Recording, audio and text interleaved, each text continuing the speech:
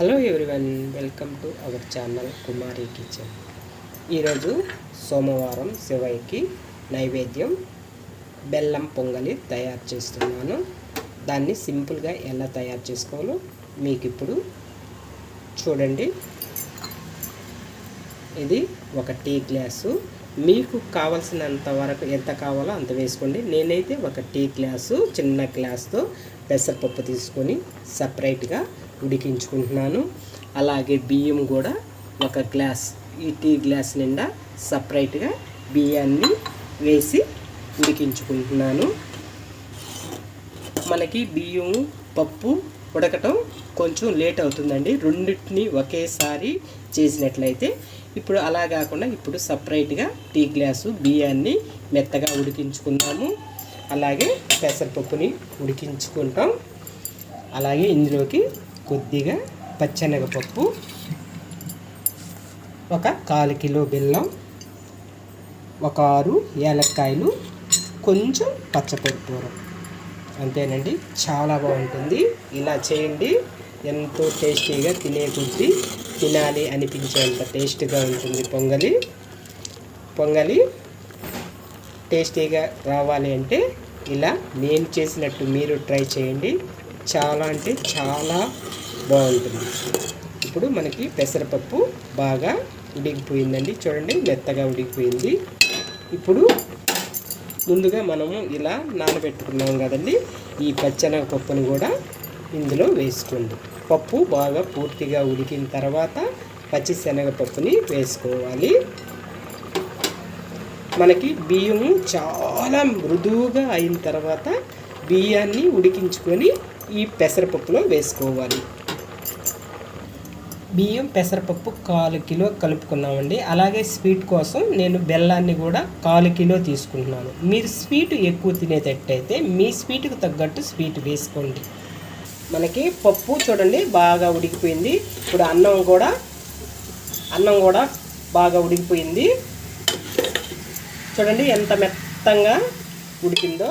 ఇలా పప్పు ఉడికిన తర్వాత అన్నాన్ని ఈ విధంగా ఉడకబెట్టుకోవాలి. మనకి మెత్తగా ఉడికేలా ఇలా ఉడకబెట్టుకొని ఈ పప్పులో కలుపుకోవాలి. చూడండి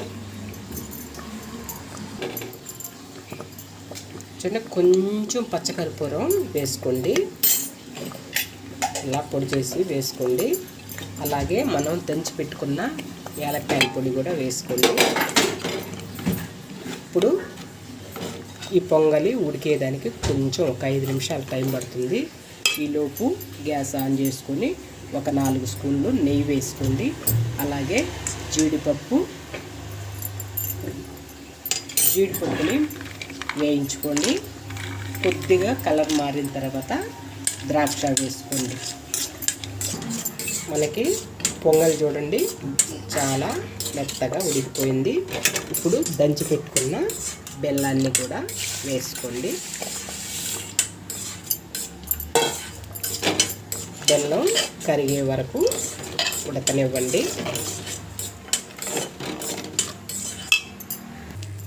ఇలా జీడిపప్పు కొంచెం కలర్ మారిన తర్వాత ఇప్పుడు ద్రాక్ష వేసుకోండి.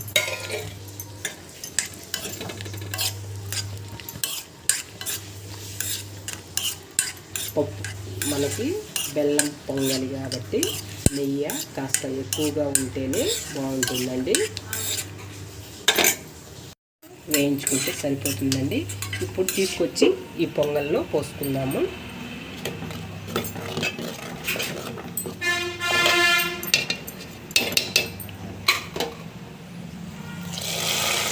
అంతేనండి, బెల్లం పొంగలి తయారీ విధానం. ప్లీజ్ మీకు నచ్చినట్టయితే లైక్ చేయండి, షేర్ చేయండి, సబ్స్క్రైబ్ చేయండి, సపోర్ట్ చేయండి. ఓకేనండి, మరొక రెసిపీతో మళ్ళీ కలుసుకుందాం. Okay, bye. వేయించుకుంటే సరిపోతుందండి. ఇప్పుడు తీసుకొచ్చి ఈ పొంగల్లో పోసుకుందాము.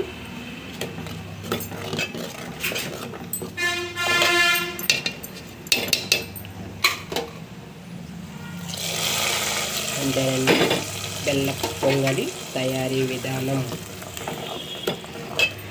ప్లీజ్ మీకు నచ్చినట్టయితే లైక్ చేయండి, షేర్ చేయండి, సబ్స్క్రైబ్ చేయండి, సపోర్ట్ చేయండి.